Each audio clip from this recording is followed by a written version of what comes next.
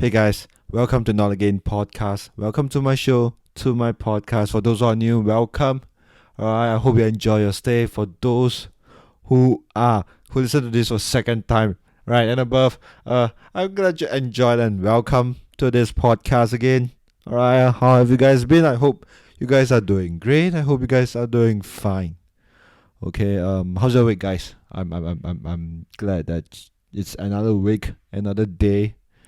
Alright, right now I'm having like a I'm I had an okay week, I guess. I'm not sure whether is it because my illusion of like I'm still in a kind of like a holiday mood ish kind of thing, like a honeymoon period of a holiday week. Alright, because look, I've just reached back from Sydney. I've got 2 weeks off. Alright, it felt really good. It felt really good to be in Sydney and in Melbourne. Right, it's a nice getaway from Singapore. I'm not sure why. Okay, but it feels like it's a good getaway. It feels like it's good. I felt happier for now. Right, I had a lot of interesting things that happened in Melbourne and Sydney. That it's a good mind. It's a good holiday for the brain as well. So I'm not sure. I'm doing things in a more productive mood. I'm doing things in a happier mood, I guess. I'm not sure how this will last. I'm looking at maybe next week the most. Or maybe until next Wednesday I'll start being miserable again. I guess that's what I am doing right now, right? I'm really forcing the miserable part of life coming in. I'm really looking at because I'm not sure is it because of the things I've been interactive with, or is it just me where I feel that happiness will not last, right? I'm really afraid of happiness, right? It means that something bad will come over. If something bad happens, I can when I foresee a bad thing happen when I'm in a bad situation, right? I can feel whatever negative feelings that happens, but I know something good will come at the end, right? So is happiness, right? So I'm not sure. I'm not sure whether this is a good way to put myself into when there's happiness in my life. I'm not sure whether this is a good way to see myself not being and not trying to be really optimistic in life. Right? I mean there are ups and downs. I mean people should look forward to it. I'm I don't know. I'm actually looking forward to more little happier things in life. Alright. Because although it's short, although it's small, it does not give me big happiness. There's no big happiness at the end. Or maybe just like a tub of ice cream, which will be fun, which will be nice, which is, or maybe 2 pints or 3 pints of beer. That's happiness to me. All right, and I can't drink a lot. I realize I'll get better. This is what I've chatted with Sam and the rest of them in some of the comics, and I realize I'm a better drinker. Like I'm a better drunk. All right, then and that really scares me sometimes. I'm not sure what will come out. Whatever things that shoot out of my mouth. Right, I don't want to offend people. You get what I mean? I don't want. I don't know. I admit, right? I'm a beta guy, right? I'm not here to I'm not here to like, oh, look at me, right? How good I am, and you guys are assholes, right? I'm not that kind of person. Okay, I'm not that. I want everything to be happy, right? If a girl is in a bar and I'm talking to a girl, someone came in, stuck me and her in between. I walked off. I'll walk off. I'll lose all my shit. I'll lose all my whatever things that's in my head. I'm not the guy who go, hey, get away. I'm talking to that girl. I don't know. I'll keep thinking that okay, maybe he's really interested in her. I walked away. Maybe I shouldn't do that. Maybe I shouldn't. I don't know. I really don't know. Right?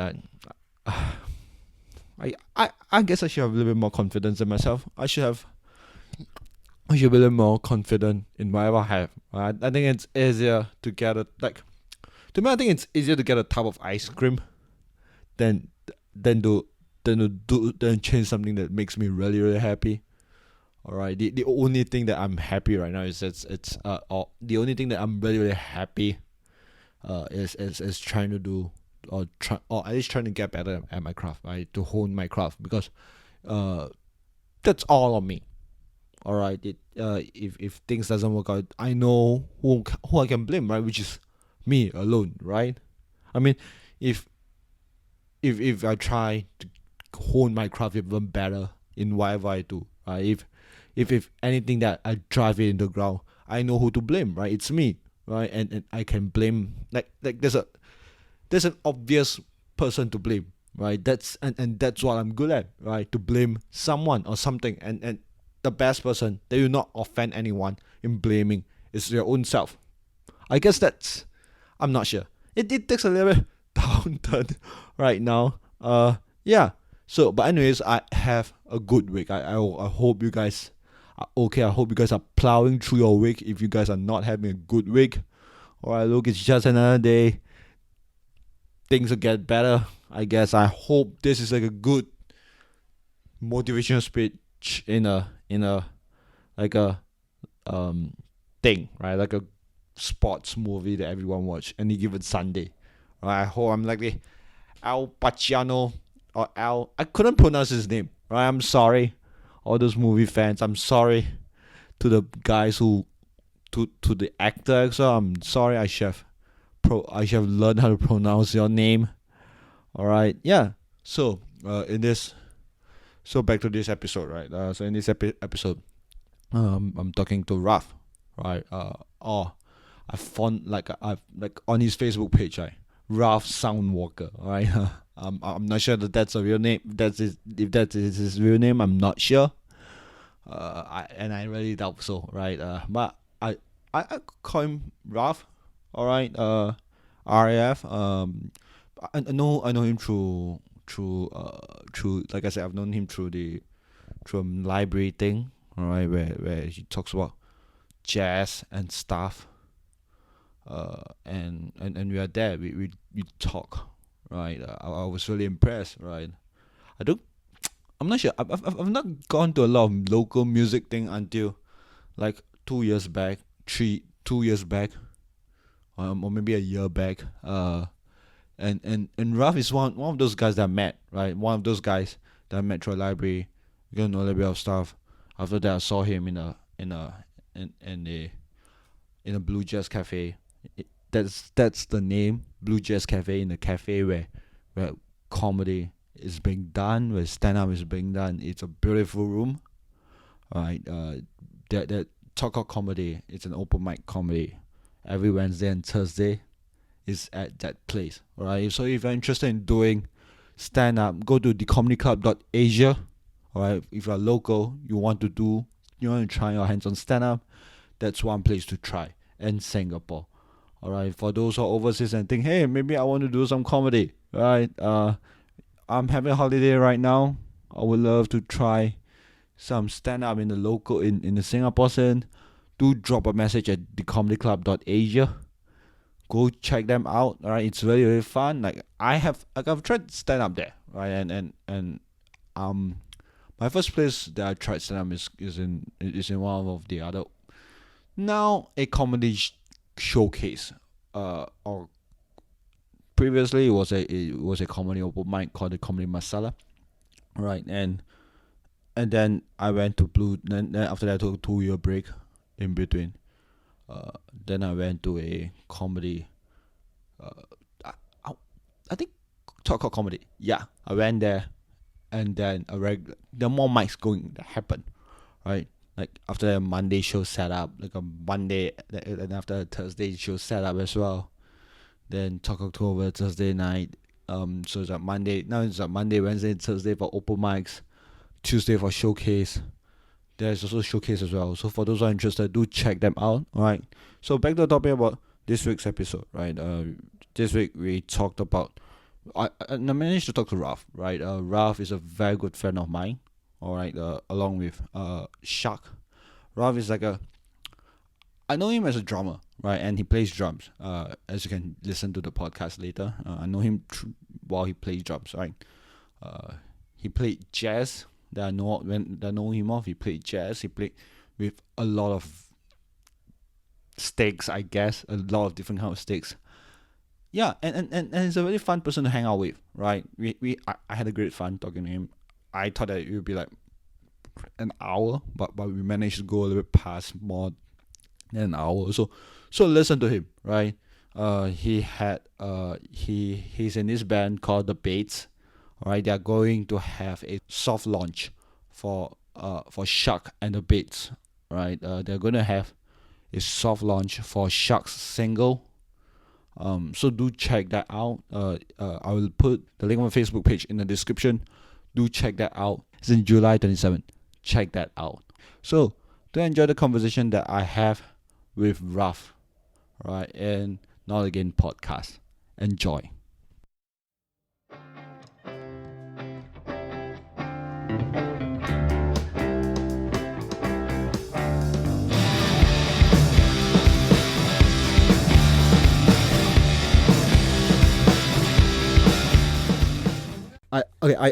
I don't know how the Logic interface looks like. So it feels like it's pretty much the same actually. Really? Then what would they be like too? Like, well, the thing is, Logic bought over Garage. I think GarageBand is under Apple, so Logic is also under Apple. So pretty much Apple wants to make all their interfaces somewhat user friendly and maybe the same. Is it really user friendly? I don't find user friendly, to be honest. Well, I mean, some people they prefer to use different DAWs. So some like to use Pro Tools, some like to use Cubase, Ableton, and whatever. There's a lot of that, but it serves the same function, same purpose. Yes, I mean the functions may differ slightly, but the purpose of it is simply working digitally with your audio tracks. But does it make sense if Logic and GarageBand just merge together and become just one? And I mean, there are things that spill over, like the GarageBand Jam Pack sounds, the sound packs, right? So they do share some of the sounds together, but in terms of the usability, it differs because it still serves the same purpose, is to mix your tracks or to do music production and whatever not. But it is something. It still depends on the user what are they comfortable with. Because some people are comfortable with GarageBand because it's really quite simple to use. Some people prefer Logic Pro because they want that added I don't know, maybe for composition. It's more composition user interface friendly, I guess. So basically they both serve like very different stuff. They have different functions, but there are a lot of functions that are also similar also, but they serve different purposes, I guess. Like, okay, so which one would you prefer to use, the GarageBand? I mean, I started off with Audacity. Oh yeah. Then I moved on to GarageBand because the GarageBand is very I find it is a very loop based kind of interface. So I can just click and drag the loops. Yeah, so like just expand the thing or shorten the thing. So it's good to come up with jingles on GarageBand for me, right? Then for Logic, is more on using the plugins. So it's more of a mixing tool. It's similar like Pro Tools, but Pro Tools is under a different kind of it's a different kind of usage, because I use GarageBand for recording and Audacity to edit. I'm like, this is good enough for me. This is if it's good enough, then it's cool. I mean, at the end of the day, it's still what you want to come up with, like your result or your outcome, right? It's still the same thing, man. Okay. Okay. At first, initially, I want to start with like how we meet and how what goes on from there. How do we meet? Yeah. So it's like, because I remember like I saw you in Esplanade. Like I've told you many times that I saw you doing the Esplanade Library, where you do the jazz. Oh, the MIC program, right? That's the community program that I've been doing with Music Improvisation Collective. We call ourselves Music Improvisational Collective. So what we technically do for that is giving like jazz appreciation to the community, and it's held in the library for free. And then that's where I see you. I think that was the time when I first met you, right? If I'm not wrong. Yeah. Yeah. No, because the time is like when I first go to this music thing, it was initially like the fifth, like they were showing 50s to 60s what do you call it, the surf music era of the 50s 60s in Singapore. Then after that I got invited to the jazz music thing. Yeah. And I think that's the first time I hear brush, like a brush. Oh, the brush things. Okay. Because it feels very weird. It's a nice sound, like water splashing sound. On a I mean, I've received a lot of people trying to describe the sounds like water splashing or like you scraping on something with metal brushes, or metal, this kind of stuff. Yeah, but I give a different approach to playing the drums. Drums in itself is there's a lot of sounds. So like the equipment that you use, like the brushes or the sticks or the rods or whatever things that you use to hit it with, right? Usually produce a sound. Can I ask what's the root is? A rod, Yeah. statistics. I call it statistics. It's like many statistics combined, like grouped together to become like one fat statistic. I guess if you want to put it that way. So it's because a drumstick with a lot of like. It is really like thin statistics. If you take like a bunch of statistics and then you just like make them into like a stick like. Yeah, it become one big statistic. Yeah. So what's your favorite sound from the tree? I don't really have a favorite sound though. What I would say is I use different sticks, different types of sticks to create different kind of sounds. Yeah, I think that's how I feel very interesting.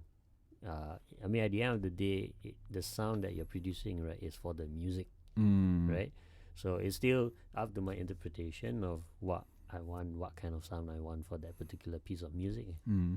But do you switch sticks like you play like during the song? Often I do. It depends. It still have to be something that is. It makes sense for the music for me to change the sticks. At some point.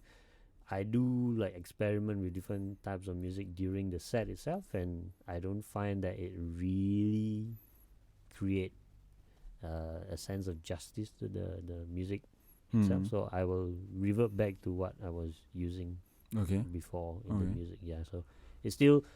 I'm gonna ask, like, what do you mean by a sense of justice? Like, for the lack of better word, I guess.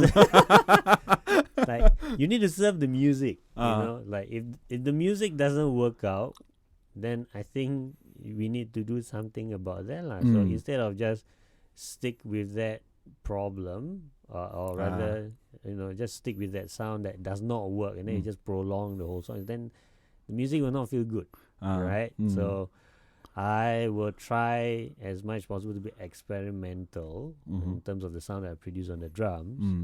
But at the same time also, I still need to listen whether this sound that I'm producing here make any sense to the music. If it does not make any sense, I will have to change it to make a bit more sense for the music. Yeah. But it's on your own interpretation then. Yeah, it's based on my own interpretation. Like are there any times when people say your brush, like the drumsticks, it works, and after that you change to brush, then it works better. Then because you feel that it's not good enough, but the audience say it's better. I would not say better or good enough. At the same, I mean, I do receive. I work with a lot of music leaders, like band leaders, that tells me it's like, okay, maybe for this part you use brushes, and then after that go into the chorus part, you use a pair of sticks, and then it's more like, okay, let's try doing it. I would not say okay straight away. I just say let's see how it sounds like, and see whether you like it. Because sometimes by theory you have something in your head already, right? It sounds like that in your head, right? But then in practical, in all practicality, you still need to listen to how the sound is for that moment, for that music. So then that's where we try to give a shot for different ideas. I think that's how I find music making is quite interesting in a sense. Yeah. So basically, you just keep trying out. Yeah, different. always keep trying. That's what we all are doing, right? Keep trying to do something. Yeah. Because it's really interesting to see you play at the point of time I was using brush. Then after that sticks. After that brush. After that sticks. Then because I saw you switching around. Then it's really interesting to see that. And after a while later, because I didn't get in touch with you until like later, where I saw Shak, Colors, and then I saw you again. You're like playing with them, and you guys are like playing like and you use the sticks like because the stick sounds very exciting. Like Okay. it I don't know. It's like a little bit of excitement in me. I see. Yeah. when I hear the drum, Okay. like the way you play it. Oh, okay. So I don't know. Is it because of that, like that time I hear you play with the brush or the is it rods? Rods. Yes. Yeah. Rods. Yeah. When you play that, it's because it's different, right? Yeah. And the music I listen to, like you have heard, like it's roughly about rock, heavy metal kind of stuff, and I didn't hear like brush and sticks. I only hear sticks. I didn't hear brush and rods. So it's a bit interesting and exciting to see someone play with different sticks, different rods. Nice. That's nice to know. I That's nice to know. don't know. Because it's I don't know, it sounds like a little fun thing, like to experiment around and. Yeah, well, I mean, I always aspire myself to, I always aspire to have fun every time on the set. Yeah, because I do believe that if you don't have fun doing something, then it will not be something fun at all. I don't know. It's like, wait, I really don't know. Okay, let me. Okay, if you don't do something that is fun for you, right, then it's going to be a very treacherous time for you to do it. Right, for that set, if you don't enjoy the music that you're playing, then I don't feel that you will have fun at the end of the day or the night. Yeah, so I always try to have lots of fun. Whenever I'm on the bandstand behind the drums. Yeah, then because I really want to enjoy the time when I'm there. Yeah. But why pick up drums though? Just well, I did play other instruments too. Like I picked up like actually just like pick and go. I play a little bit of saxophone, play a bit of French horn, euphonium. I was from the symphonic band in secondary school. So when you're in the symphonic band, right, you see all of these instruments, like, you want to try, right? So just try along. Then after that, you see like percussion drums. I mean, it's a very funny story how I got into percussion. Initially, I was just a trombonist, if I'm not wrong. But during that time, the leader, drum major, was like, was in the music room, so nobody was there except me and the drum major. You try playing the trombone? Because I remember I said I want to play the slidey thing. I didn't know the name. I just I want to play the slidey thing. It's like, oh, okay, so that's the trombone. Oh yeah, this is the slidey thing. So like, okay. So I tried playing it. It's quite interesting, and it's quite actually difficult to play the trombone. So there's a certain technique that you need to buzz your lips. So I tried doing that. I think I failed tremendously. What came out just like all the way, just air, not even a tone. So I was like, then that's like my audition or something like that. And then after that single audition, right, and then my drum major said, "Never mind, you go to the percussion. We need people anyway." That sounds like a set. I don't need you on this team. Like, no, I don't need you here, man. You can just go to the percussion. It sounds like the percussion is like the fat guys team game. It's like the loudest. I think there was a period of time where everyone concluded, like during that time, right, in the symphonic band, they concluded that the percussion section is just like a dumpster. So it's like, you cannot do this, and then we just put you in percussion, or you can play the triangle. It's like, okay. It just sounds like but then again, at that time you're not really thinking a lot. Mm. Yeah, so you just like, oh, okay lah, whatever your superiors tell you, like, okay, okay lah, just try, you know, just see whatever goes. But I don't like after listening to music for so long, because I listen a little bit more like heavy metal and stuff. Yeah. Yeah, and it feels like drum plays a very big part in a band. Yeah, it Yeah, does it actually. does. It provides a rhythmic aspect of the whole band. And it's not just that. Like a lot of my favorite drummers, like Chris Adler, Yeah. they're able to put groove into the drums itself. Yep. And Dave Grohl from Foo Fighters, he's able to put a little bit like it's not just rhythm, dum. I think on top of the rhythmic aspect, the like very strong conviction of the rhythms that they play, right? I think it's also the energy that they put into the band. Yeah. Drummers have a certain kind of energy. I mean, everyone in the band has a very unique energy in them that they want to share onto the plate lah. I mean, for this instance, the band, the collective sounds.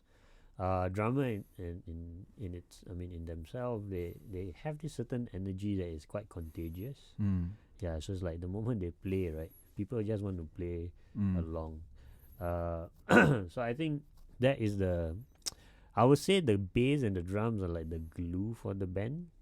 Yeah, so they glue every sounds together, and it's up to like the soloist or the guitarist or the vocalist to put like the enhancement, so to make like the overall sound much more interesting. Yeah, I mean, it's true that most of the time, right, it's either the guitarist, the keyboardist, or the vocalist gets a bit more of the attention, right? Also because they are at the front. But I feel now that every part of the instrument in the band really gets a bit more attention. So it does create a different perspective, because now everyone, have a different kind of attention to each of them. Yeah. I know, because it felt like there's a lot of work to be a drummer, and there's a lot of work of to be like a guitarist. Like it's very obvious to see. True. I believe in that. Yeah. And drummer, like there's a lot of things to move. Like there's a lot. We're only just moving the body, not the drums though. I mean, everybody have to move in some way, right? So like for drummers, the 4 limbs. For guitarists, the fingers, the 4 fingers. No, as in the equipment itself. Oh, the equipment. You mean in terms of the logistic? Yeah, the logistic wise. Because guitarists, you have what? The guitars and the amps. And usually amps, and if you're an acoustic person, right? If you just play acoustic guitar, it's okay, it's alright, because a guitar is acoustic. You don't even need to move amps.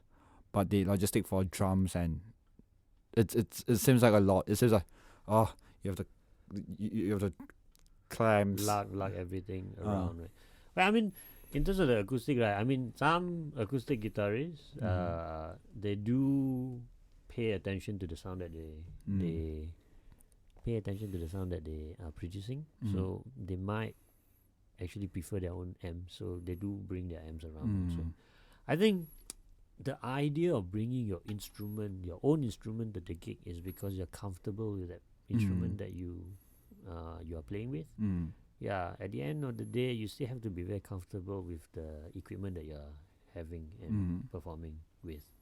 Because if you're not comfortable, right, then it's very difficult for you to express yourself, because the instrument is kind of like an extension of your expression, or an extension of you. So whatever you play on the drums, right, might be what you are feeling that day, right? And then also, of course, comes with the practice of how you want to execute certain rudiments or certain ideas. So it has a lot of factors though. But in terms of like lugging around your own instrument, yes, there's a lot of things to move around, especially the hardware, the drum parts.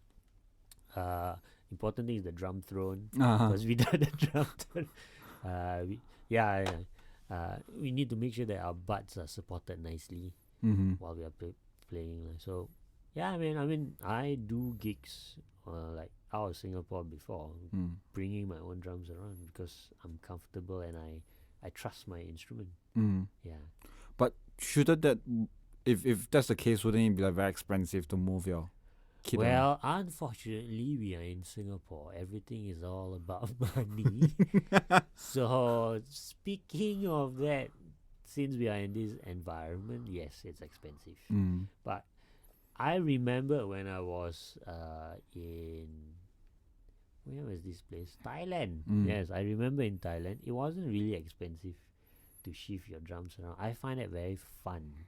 It's like moving house. It's like that that feeling you're like, oh yeah, we are moving from one place to another place like nomads. But yeah, I find it fun because I don't need to worry so much about the cost because there are people out there to help you to bring stuff over to anywhere.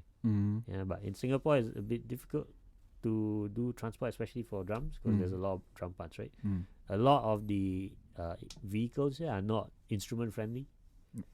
Yeah, so what I mean by that, like I have a friend, Eugene, who's playing with the bass now. He does bring his double bass around, and most of the time when taxi uncles see the double bass, right, like no, I'm not gonna take you, no. Yeah, so it's I mean, of course they are afraid to spoil their car, which is understandable, but it's not instrument friendly lah. But if you are in Boston, right, there are a lot of the Ubers or the Grabs, right, who are the cars are instrument friendly, so you can actually lug your instruments in. Yeah, over here not so. I think it's because of the States. The music wise it's a little bit like it's the art scene wise is a lot better. That can be the reason also. And Singapore is like the art scene is still like it's still growing. Is it still growing? I think it's been there. It's just that times then is suppressed, and then another period of time it's very flamboyant. I think now it's rising. Yeah, like indie music in Singapore, and also, I mean, as a whole, the arts community here is growing. So I mean, was it last year? There was a talk about the government funding for the arts, and NAC has always been helping out with the arts anyway. So I mean, there are people who are trying to help out the arts organizations and all the arts programmer, So only this time round you will see more surge, the uprising of a lot of artistic works being put out there. So yeah, hopefully something good will. Because it feels like everyone seems to know the art scene a little bit more now. It feels a little bit weird to see that my friends know about the art scene when they're not even dabble into any arts at all. Like there are people there are people who goes to theater plays right now. I'm like, isn't that a good thing? It's a good thing, it's but weird it's kind of weird and well, I mean, whenever you initiate something new to something that is normal, it will become weird, but eventually become normal. So it's like normalization, I guess. But then there's a little bit of annoyance in me as I was saying that, hey, I told you that like a couple of years ago, and you don't, and it feels a little bit like okay, Yeah. it's like and now you found it. I'm like after you did a couple of like. Yeah. You like, do you know the feeling when you tell a joke, it doesn't land? Then when your friend just retell that joke again, and it gets a very big laugh, and just go, what the fuck, right? Well, I mean, how do I say this? Yeah. Well, eventually it will get to them, right? Somehow or other. It may not be me, right? It might be someone else who have the same idea, but maybe they have a better deliverance. Because I will admit that sometimes I can't deliver a lot of things because I don't have that capability or charismatic or I don't know, so the charisma or the approach or the technique to do something. Yeah. So, but then again, I will learn, if they can do it, why can't I? Or Mm. did I do something wrong? So or didn't do anything? Those kind of stuff. Mm. So I think, to me, I'll be very open to it. Mm. Yeah. So I'll just like, oh, you did it. I did say something like that, but I think I was lacking something or something. It's like, what do you do? I'll ask the person. Yeah. I think that's how we learn to be very open-minded. Yeah, rather than close. Yeah. I know it did because it felt a bit weird sometimes when I get you. I get you. yeah. I don't bother lah. Don't get that too bothered. Yeah. Don't get too bothered by it. Life has to go on. All right. So back to the story about you having like you started to learn percussions. Yeah. Yeah. Percussion, yes. But did you start listening to jazz? Which album or what music do you first listen to? To be honest with you, I was very intrigued with jazz because I told myself during my secondary school, I think, I started off as a heavy metal drummer. Oh shit! Really? Really a heavy metal. Typical Malay, stereotypical Malay. People are just like, hey, you Malay, you play drums. Like, how fast can you double pedal? This kind of stuff. So I'm like, okay, bro. But I think it feels like a soft transition from heavy metal to jazz. I will argue that some of the heavy metal artists that I listen to also dabbles in jazz to understand a few ideas from there. Yeah, I would not say jazz is the music. Yeah, No, yeah. I would not say that. I do believe that music is music, right? And genres are different sets of emotion that you express yourself with. Yeah, so me dwelling in heavy metal and then transit into jazz, right? It opens up a lot of perspective in terms of what I had initially for the music. So when I learn jazz, right, I still go back to my roots, like Iron Maiden, this kind of stuff. So I go back there and I re-listen again, and I understood what was happening. Yeah, because I was exposed to jazz. Yeah, so from there, then I understood there's more than what I thought it was. So I went to learn Latin music. I went to learn Mendo pop music, even though I still don't understand the language. I went into Bollywood music because it's so diverse. So and then they come from different cultures. I think that is something that we can look into that direction. Yeah. Yeah. So yeah, man. Soft transition. Is it soft? I'm very soft. Aiyo. But I always thought that because I was being told by a few some people was saying that heavy metal is because it's so technical. Then moving to some other genres itself, it's easier as well. This is the same argument that a lot of people will say classical musicians and jazz musicians or contemporary musicians. The comparison is like if you study classical, like music theory from a classical point of view, it's easy for you to understand any kind of music. So like, not really though. I mean, I will argue that different music sometimes do not have music theory. Like like African tribe music, they don't have much notations. All they do is they learn from speaking and sound syllables. Yeah, I find that very interesting because there's not much theory to it, but they make good music. Yeah, So I mean, yes, heavy metal is very technical. Yeah, but I feel like other genres also have different kind of technical stuff to be wary about to learn. So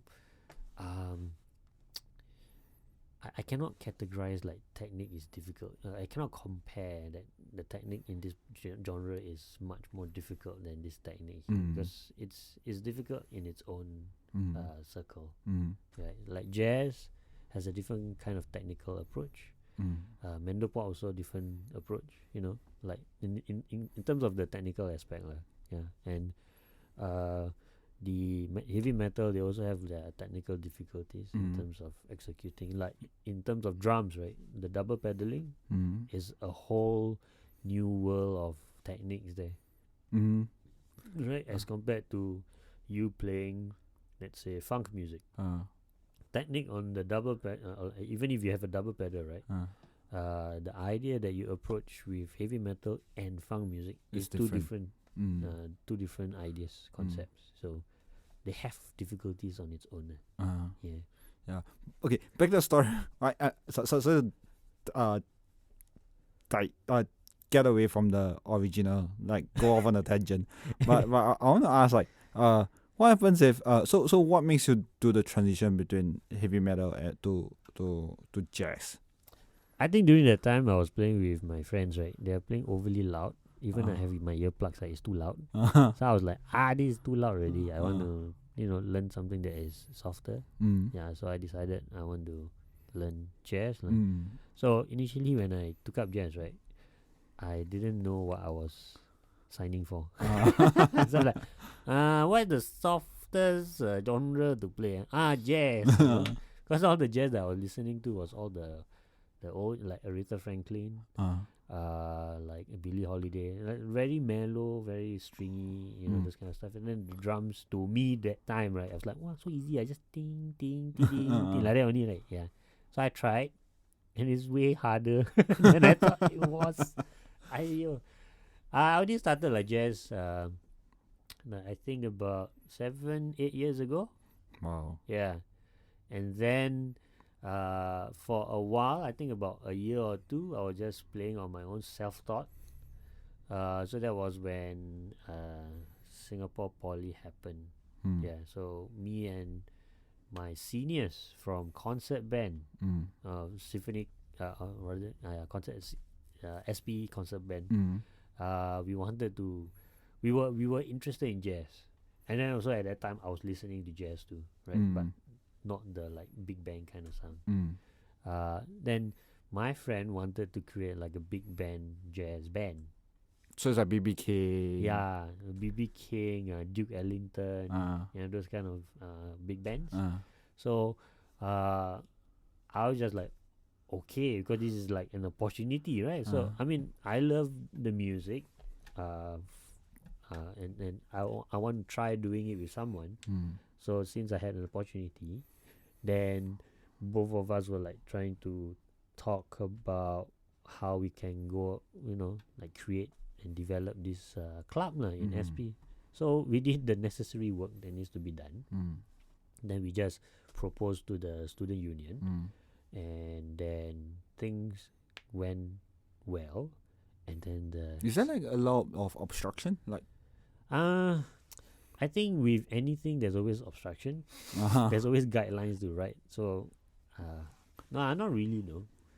Because I remember like during my poly years when I wanted to start a club, it's so hard to start a club. Yeah, you got to write this, got to write that, and then you have to think about like whether this is beneficial for the school or not. How is this beneficial for the students in the future? And then is there any cost incurred? Because you need to buy instruments, right? What are the instruments needed? Please list out the budget and stuff and see whether we will buy for you or not. Those kind of stuff. Then we also have to ask for like budget amount, like how much we need to set up. Yeah. Then we have to look out for like a room for us, a club room for us. So yeah, these are the things lah. I wouldn't say this as obstacles though. I would say this as guidelines or things that is required for you to start a club, right? So we did all that. It took quite some time because me and my seniors, they have many things to do, and then also they are graduating that year. Oh yeah. So that's why they have like FYPs and stuff. So I was only like at year 1 or year 2, if I'm not wrong. Yeah. So I was the one who's a bit more free. So I helped them with the documentation and stuff. But they are the one who actually send it out to the teacher in charge. Yeah. So I was there at the table when they decided stuff, and then we were talking about how this is beneficial for the school and whatever, no other things that every student union will talk about. Purpose. What's the purpose of this? Yeah. So that was done. Then we got approved. So that's when the Singapore Polytechnic Jazz Band came to life. Yeah. So basically, start a club and it's still running. It is. It's actually, I'm quite proud to see where SP Jazz Band is now. Yeah. But do you go back to check out the people? Once in a while when I have the time though. Uh-huh. Yeah. But sometimes, I do miss like what's happening back in school. So I just go there and just like, hello, pop. Yeah. But do they know you? I'm sure some of them. The new ones, of course, they don't know me. Yeah. But I don't know, man. If I go there, I just say, hi, my name is Raf. I'm not going to like, I never actually say, I'm the president. No, I don't. No. I just like, I'm here. I just want to check out. I'm a friend of these particular juniors of mine. I just say, I'm a friend of Aaron, or I'm a friend of Bhuvan, this kind of stuff. Yeah. So basically, you still keep going back year after year. But it's quite sparingly though. It's quite sparingly now because I have my studio and my record label to be busy with. But okay, I'm gonna ask like, do you, when do you know you want to be like in the music business? When do you know? Honestly, I don't know. You don't know. Honestly, I don't know. A lot of okay, I'm many gonna ask. people. Then what's your first ambition then? Like Pilot. really? I wanted to be a pilot. Okay. Yeah, but there was so many factors that affected my decision because money wise and then qualifications and time taken and of course should I say a political point? Up to you. Well, I don't really fit a lot of the requirements. Like some of the requirements. Actually quite a lot lah. Yeah. So I decided not to lor. Yeah. Then the next one was architect. I did not come close to architect, but I came close to landscape designer. It's similar, I think. Somewhat similar, but not similar. But I still have my office around with architects though, so kind of having. Are you still a landscape designer though? I do that on a freelance basis. Yeah, I do consult. I do more consultation though. Consultation on landscape designing. So I'm actually currently working on 2 projects. Yeah, so I'm just beautifying someone's garden, I guess. Yeah, if you want to say it that way. You make it sound very demeaning. It's like, yeah, kind of beautifying. But it takes. I mean, as I mentioned, there's a lot of things. I mean, every job has its own difficulties, right? So yeah, I mean, if you understand that, then yeah lah. Cool. Yes. Yeah, it's cool. It's cool. It's cool. Yeah. I'm just a landscape designer. Yeah, I'm just a landscape designer. I'm just doing what I know best. Yeah, so I just do lah. Then what happened? Why? What is the transition into like a? Actually, music has been around for many times already because my dad was a bassist. So sometimes I follow him to his jam sessions. Oh, like a full-time basis? No, he's not. He does. Music was his hobby actually. Okay, so what genre he plays? He plays a lot of the classic rock. Oh, so it's like Eagles. Def Leppard. Oh, okay. Sometimes Deep Purple. Deep Purple, yes. Just kidding. We call him mud rock lah, Yeah. Malay mud rock. That kind of. I don't know why, but I feel like the Chinese people also sometimes a little bit based on music as well. Like they all listen to like because all my Chinese friends it seems like they listen to a lot of Mando pop. And most of my Malay friends listen to R&B. And I'm the only guy who listen to classic rock. Like classic rock, I also heavy listen metal. to classic rock. You're not the only guy. So no, as in out of the music circle. Oh, okay. Like those people who just listen to music, right? Like casually. So I'm the only guy who listen to like metal, heavy rock. Okay. Like and kind of like feel like where's everyone, right? Like Okay. yeah, so it's only until like recently where I hang out with a lot of people from the art scene. So then I realized, oh, there are people who listen to. I'm not the only guy who listen to heavy metal. Yeah, I mean it's bigger out there actually. Mm. Yeah. It's like fish in the water, I guess. Yeah, because sometimes you feel that why am I the only one doing it because of the group of people that you're with. Yeah, but then outside of that group of people, there's also diverse culture. Yeah, so I think there is confirm got somebody out there who has the same taste as you, who likes the same things as you. Somehow, that is there. But it's there, I mean, you know. Okay, that's interesting. But do you still listen to like classic rock with your like do your father share? Okay, this is the album. This is the album. Not so though. Most of the music I listen to is recommended by my friends.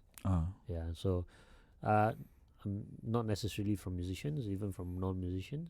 But then, if that's the case, does your father influence your music taste at all? I will not say entirely though, because he plays more on the classic rock genres, right? For me, I'm inclined to play a lot more jazz music and also funk music, like old school 60s 70s kind of funk, like James Brown. Very groove music, groove based music. Yeah, I'm inclined to play those. But because I've had the opportunity to work as a sessionist, right? So that's why I played a lot of other styles of music too. So that in itself, I mean, I still revert back to jazz or funk music whenever I feel like I'm lost in my drumming. I still revert back to something that I'm common with. So basically, jazz and funk is like a home. And you can say that. Yeah. Because it feels weird to I don't know, because you said that your father brought you to a lot of like jam session. Yeah. So I suppose like you kind of like pick up from a very young age. Well, I started playing at the age of 9, and my first instrument was an acoustic guitar. And I didn't play the acoustic guitar like how an acoustic guitar should be played. How do you play like? Yeah, I just hit it like a drum. Yeah, I hit it like a drum. So, I mean, I did learn the guitar also. I did took a while to learn. Play a little bit here and there, but very basic. It's more like I'm more of a rhythm player than a lead player. Yeah, so I was doing that for quite some time. Then I followed a few of my friends during secondary school. We do like jam sessions, and also at the same time we also compete in the school competition, like talent time, like that lah. You know, did it go well? We didn't manage to go to the next 2 rounds. But yeah, and then competition, as you go to the round, the competition gets steeper and steeper, right? Is it because of popularity, or is it because of like? Because I remember like I went to talent time once, and it ended horribly. I don't know, like my primary school days. Like, maybe I should try this. Right? Maybe I can do this. Then after that, no, I was like, nah, it's like out of the window. Right? Well, at least you try. You know, then it's like, oh, okay, I think this is not for me. No, because I remember like there are times that I go like I was screaming like, why don't I do this? Wow. Why don't this? Okay. Okay, first of all, I had no regrets, thankfully. But I would just say that during that time, the talent time, when we were doing with my friends, right? We were dancing and singing at the same time. The person that won, right, was actually really good.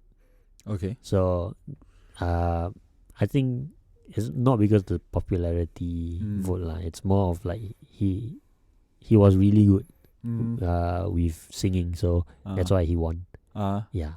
Oh, cool. Because it feels like it's a little weird to see like singing and I don't know, because at the point of time like dancing and singing is like a little bit weird to know how like what is good and what is bad at the point of time. But then again, we don't understand what is good and what is bad, right? But we Ah. just go je, right? Just go only lah. So I think that's something that I've always believed in. If you don't know, then you do it, then you will know. If you don't do it, then I don't think you will know. Yeah, lor. I know it feels like I don't know, but after talent time, do you still try out like other competitions? Well, I stopped singing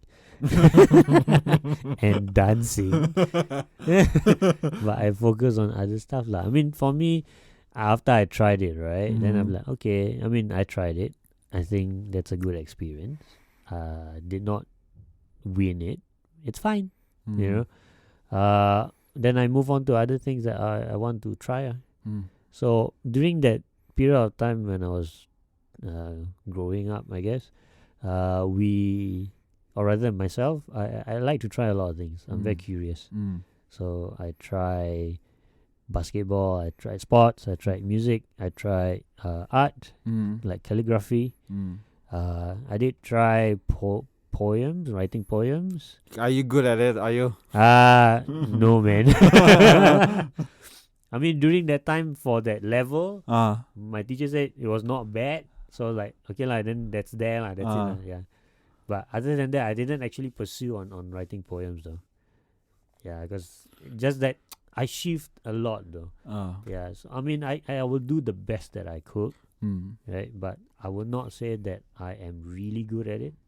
But if you shift, you do come back to music though. You like, for me, because I shift a lot also. Like I tried to play guitar when I was younger, and then because I'm shit at it, I try to sing and dance as well. I shit at it. Seriously, I try to sing and dance as well. Like everything I've tried. I've tried poetry as well, but I'm shit at it.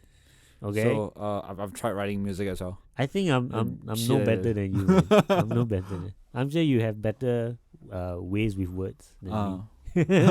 Really? No, I'll tell you, I'm pretty shitty as well. So it's like there's a lot of stuff that I feel that I'm really bad. Okay. Okay, so I'm gonna ask how do you come up with this music studio? Like Oh, okay. I started off as a sessionist, right? So that was the time where I get to meet up with a lot of the industry players. Not so much of the production crew though. Yeah, it's mostly at the front field. The musicians lah. I know more musicians than I know producers. So during that time, we wanted to like gig a lot. So that's when I decided to learn a lot of different genres and play for different people. But most of the gigs that I got was pop gigs and jazz gigs. pop gigs? Yeah, pop. Oh yeah, pop music. Pop music. Yeah. Is it very popular? It's like because everyone seems to be doing cover bands of pop music. So. Yeah, I mean the cover band scene here in Singapore is immense. It's quite large actually, because everywhere you go is like these are music that people can relate to whenever they go for drinks or they go for food or you can imagine like Britney Spears playing and people are just drinking. Oh, okay. But it does help in a sense, because you try eating in a place where it's quiet, like something is missing, right? Then if you start playing like very soft music, right, like maybe pop music, right, they will start like, it become like a conversation starter. You don't feel like something is amiss or something while you're eating, this kind of stuff. Yeah, it may be like background music, but I feel like background music actually helps in starting conversations. I guess so. Like, hey, this music, yeah? Yeah. It's like if you don't have anything, like you'll be like on a date, right? It's like nothing to talk about. So awkward, this kind of stuff. Okay, I hardly get that kind of problems because I don't go out on dates a lot. Aiyo. Because I don't know. I've been because for me, if I go out and have food and have dinner, if I'm alone, I thought that it's easier, I guess, to go out and have dinner alone. Okay. And if there's music playing, I may perk out and say, "Oh, look who's playing." Okay. If it's horrible, I will leave the restaurant. Really? Yeah. So okay. So sometimes when it gets horrible, I go, I'll quickly finish my meal, and if I've ordered, I'm sorry, I'm gonna go. I Yes, see. That's interesting. I uh, mean, everyone has their own preferences. mm, Yeah, so I mean, I do respect that. But also, I mean, it depends lah. It's very preferential, you know. So, well, I mean, you might be the type where you want like peace and quiet, yeah, to eat, yeah. So, it's fine. And then you can just like tell the manager, can lower down the music a bit. Then the artist will go. Then the artist will hate me. Like, Huh? I don't. Maybe because it feels like that. Like there are times when there's a band playing, when the band's playing really really loud. I don't. As a performer, I feel sorry for that for those guys. Okay. If someone just go, can you just lower down the volume a little bit? I see. Yeah. Well, I mean, it is. I mean, from a musician's point of view, right? It's that stage of time whereby everything you want to play loud, right? But as I grow wiser, as I grow wiser, I guess by the year, I notice that whatever I'm playing, right, it needs to make sense. I cannot just play anything that I feel that needs to be played. You know, I can do a lot of double pedal stuff, or I can do a lot of notes on my drums, but if it does not make sense, like what I mentioned earlier on, right, if it does not make sense to the music that I feel that it's not necessary for me to execute that particular idea. Yeah. But do you go to a place and you just change genre of music? Yes, man. Every night. If there's one time I played like almost every night, like for 5 nights a week. Yeah. I remembered on the first day I was playing pop. Second day I was playing a little bit of like Latinish rock, and then the third day I was playing pop rock, and then after that I was playing jazz over the weekends. So I find that was very fulfilling because I'm playing diverse music cultures. Yeah. So and then also I meet a lot of people. When I meet a lot of people, right, I learn how to speak to people, also like socializing and mingling with them. So I get to meet a lot of people. So that's actually the fun part about being a music sessionist. The not fun part is the amount of practice that you require to learn all of this music that you're playing. Yeah. But you learn it's easily accessible in your arsenal, then I suppose. Or do you have to it's been a long time since I ever played Oops, I Did It Again. So I play Oops, I Did It. Ayyo, is this trying to quote someone? I mean, if I don't play that particular genre, right? Of course, I will have to go back and re-listen to the music again. But after years of playing with a lot of people, I kind of know the mechanics of how to learn a song, and the mechanics and the processes to practice, so that I can effectively get to where I want to be in terms of the music sense. So yeah, I think it comes with a lot of practice to get where you want to and play and execute that music convincingly. Yeah. But you do also improvise on the fly as well. Yeah, I do. Most of the time, actually. Most of the time. Of course, there are times like, especially for pop music, right? You need to kind of play as close as possible to the tracks, because that's what people can relate to. Because I know when I was in the Mendo pop scene, right? Everyone learned, every single one, without fail, all the audiences, right, all the music listeners, that they know every feel of the drums. That everything they know. So if I play something different, right, they'll just come up to me after the set, which is nice of them. They say, "Hey, how come you play different, So it's like this is one Mendo pop song that's going behind my head. So the most alien, the most alien. Okay. Yeah, I mean, everyone has their own preference of what music they want to listen to. So especially when it comes to pop music, right? As a music sessionist, as much as possible to follow as close as possible to the music itself. Yeah, because if not, right, then you will not make your listeners happy as well. Oh, so basically you have to serve your listeners. Yeah, too. they have like an expectations to the song. So what happens if you divert a little bit? Like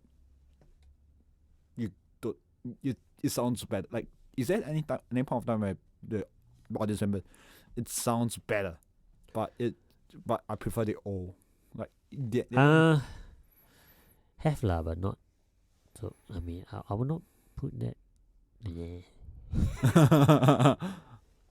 It's like I like a rendition, but the old ones are better as the old ones are good as well. I mean, the reason why this music is are hits, right, is because they like that version. So of course you cannot take the original version away from what it was. So that is going to be what it is. But of course, when we try to recreate it again, right, it's going to be different nonetheless. But at least keep the same framework lah. The framework is the same, unless it is for a very interesting show, like a very big concert show, right? I think yes, there's also room for different arrangement to the songs. Give it a different flavor.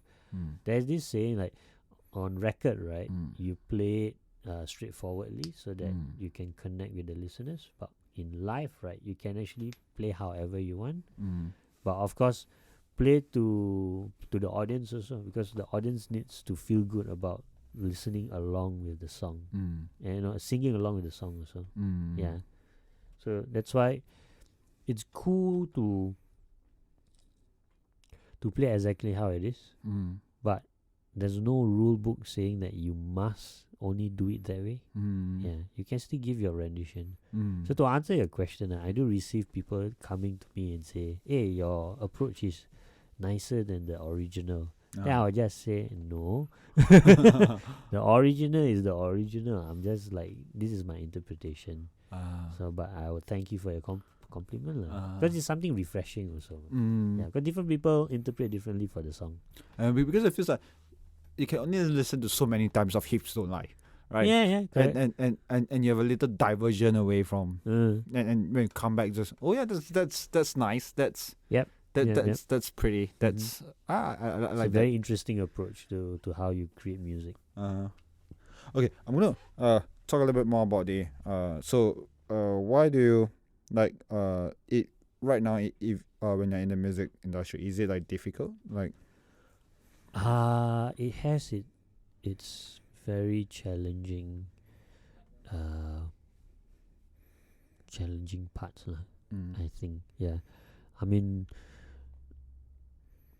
is music industry in Singapore is competitive. Everyone that are in the industry have something to offer, and I feel that there's a lot of talent out there. It feels like the music scene is a lot bigger than the scene I know in comedy wise. Well, every scene starts somewhere, right? So in Singapore, I felt like last year was the year where comedy picked up, because I was working in Blue Jazz for a while. So I noticed that the comedy scene, because I host the Talk Cock Comedy on Wednesdays, right? Not I host lah. I mean, I set up for Talk Cock Comedy. So I was there watching the growth of the community for the comedy scene. So I find that it's getting that there are more people realizing there is such scene here, and I see more comedians coming up and then televised on TV or Toggle, right? So I feel like there is a movement for the comedy scene, and in terms of the music, it's rising also. There's a lot of surging artists, like emerging artists, and establishing artists working together and stuff. There's this thing coming out, the Great Singapore Replay. Oh, is it by Noise? Yeah, the collaboration with Temasek and Noise. Yeah, so that and NAC actually. That is in itself is a very good a perspective of how collaboration is, right? Having the emerging artists and the established artists to work together to come out with a new rendition, right? So the old songs that have been like that, the original will be the original. Nobody can take away anything from that, right? But what they're doing now is to create a fresh perspective of how both these artists interpret that particular oldies. Yeah. So yeah, man. That sounds like fun. Yeah, it is actually. Yeah. Okay. Last question, I guess. Last question. Well, last question. Last question. It sounds because it's about an hour now. Okay. I can go on longer if you want. Nah, it's a game. I know you're tired also. but okay, I'm going back to a little bit about like how was Shak and the beats formed? Like how do you push like the beats? Like what form the beats first? From the beats. And Shak's. How the beats came about was because of Khalis. He had a vision, right? So he wanted to create a band. And then we were playing, I think, on jam session in barbershop, if I'm not wrong. If I'm not wrong. I forgot. It was a jam session. So we jam. And then Khalis approached me. Hey, you want to set up a band? I want to play with you. So, oh, okay. I mean, it's another opportunity. I mean, I do have other bands, but I find that this is blues and rock. So I don't have a blues and rock band. I haven't really been in one, right? So yeah, before Khalis, I was playing with Skunk Jive. Was that Smokey on harmonica? Okay. Yeah, so I played with the Old Birds. So that was actually a very good experience for me to understand the blues and rock scene. Yeah, so it was really fulfilling for me. It was an eye opener also because it's a different scene altogether. It's a different scene. Yeah, I know. I mean, ultimately you're just playing music, right? Yeah. All right, not just playing, like you're playing music. You're performing the music of the yesteryears, right? The songs from yesteryears.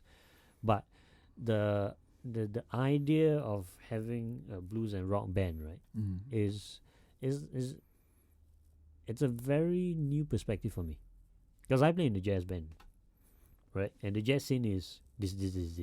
The blues scene, right, is also this. They have their own circle. They have their own stuff going on. Yeah, so I find that very interesting. Yeah, in relation to the jazz community, But do I suppose a lot of band members going in and out from transition from yeah, it's different. more like a sessionist thingy. Like at the end of the day, right, the band leader decides what to do with the band. So if the band leader doesn't want like a particular sound, right, or like don't like, or rather, I would say it's not for the band, not the band sound, then he has the right to actually just fire anyone, right? I think a lot of musicians here feel that if they're in the band, they are entitled, they are very complacent. So for me, I understand if I'm taken away from the band, right? I'm sure there's a reason why the leader says that, right? Even if I don't get the reason, right, I know there's a reason why. So that's a lesson in itself. But do you learn like why so they can improve yourself? Sometimes you don't get closure. But I'm fine with that. I do get like why I did not continue on with Skunk Jive with the band leader, because the band leader said that the way I play is a very jazz approach way. Oh yeah. Yeah, so because for blues and rock, right, during that time it wasn't enough for me to really fully understand the blues and rock music, because I did not actually study it long enough. So I still use what I was comfortable with and try to interpret it and try to put it in together with the blues and rock music. So maybe because of the fact that I was really playing more like a jazz approach, so it was something that my band leader didn't like lah. Something he mentioned that I need to be like more bluesy, more gritty, I guess, more raw. Oh, okay. Like attitude. Yeah, because I was quite sensitive. Sensitive not in the sense that in the negative way, but sensitive in the sense that I always respond to what my band members are playing, because it's very apparent in jazz. jazz is a very responsive music. Okay. Yeah, so that's where the improvisation. So that if someone is playing the music differently, then I will try to play along with that person. Yeah, but maybe in that sense, right, it wasn't something that he was looking for. So I am perfectly fine with it. You know. And so yeah, that's something that I'm learning. That's why I'm trying to understand the music itself even more now. Yeah. Okay, so back to the beats, right? So Khalid approached me and then mentioned to Shak. Shak was like, "Huh? This guy play drums and do sound for me at Blue Jazz Radio." Yeah. So that the three of us was the first one that came about, and then after that we need a bassist, right? So Khalis had a few bassists, and then Shak also had one bassist. So we kind of rotated between these two bassists, John Paul and I forgot the other guy's name. Leonard? No, not Leonard. Michael. Oh. Michael. Mike. Yeah. So we had two of these basses, and then we haven't really stick to one yet. So it was more of a rotational. So it's like a sessionist kind of thing. Yeah, for the bassist part. So like the drums and the lead guitar is pretty much settled, and then Shak is the lead singer. So initially we wanted to create the bass, right? Because it was a play of words, because Shak, like the animal shark, right? And then the bass, so Shak and the bass. So yeah, so that was how the name came about. So the bass is consisted initially with just me and Khalid and myself. So these two of us, and then after that, John Paul came in and Mike also came in. So we kind of like had the bits going on from then. We played for night festival. We also played for a few other gigs, like barbershop gigs. Yeah, so that's where we got kind of a bit more word about the band. Yeah, then finally, we needed like a concrete basis, like a permanent member. Then that's where Eugene came about. Yeah.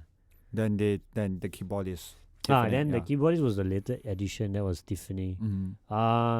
She was later added after the Kevin Michael project tour. So after that, then we decided that we need like some backup vocals also, because Khalid also do backup vocals, and then we need someone else to do backup vocals because of my experience of singing and dancing in secondary school. I suppose you don't want to be. I don't want to be a backup singer. I can imagine I play halfway and they come out like. Then I'll be like, I was just fumbling while I'm supposed to be singing while I'm playing my drums. So yeah, so we had Tiffany, and Tiffany has a very interesting sound. So it's actually a very interesting addition to the band. So that's how eventually the band came about. So Tiffany was a very recent addition. Oh, that okay. But because I remember I saw you and it was when first Khalis had this band called the Midnight Ramblers. Midnight Ramblers, yes, correct. Then after that, he like took a hiatus from the band, then moved to the bass. Yep. Because the Midnight Ramblers is more of a rock, heavy rock. Yeah. And then the bass is more like the groove bass. Initially, we wanted to help like singer-songwriters. Yeah, but we thought that there's a lot of work to do there. Because if you want to be like a session band for singer-songwriters, right, then it's going to be quite difficult. It's like you keep moving. Yeah, moving. And then also at the same time, like, just imagine like 15 singer-songwriters with the same band. Oh, yeah. Right? So there's not much diversity in terms of sound and competition. If it feels like every band is or rather same. Every singer-songwriter have the same sound. It gets boring. Yeah. I mean, you can say that. I mean, yeah, it's best to have like a bit of diversity in terms of the bands. So we eventually dropped down the idea. So then we just focus on Shak and the beats. Okay, I think that's a good way to end. All right, I guess. Thank you. Thank you, Gary. Thank you for doing this. No worries, man. Thanks for having me.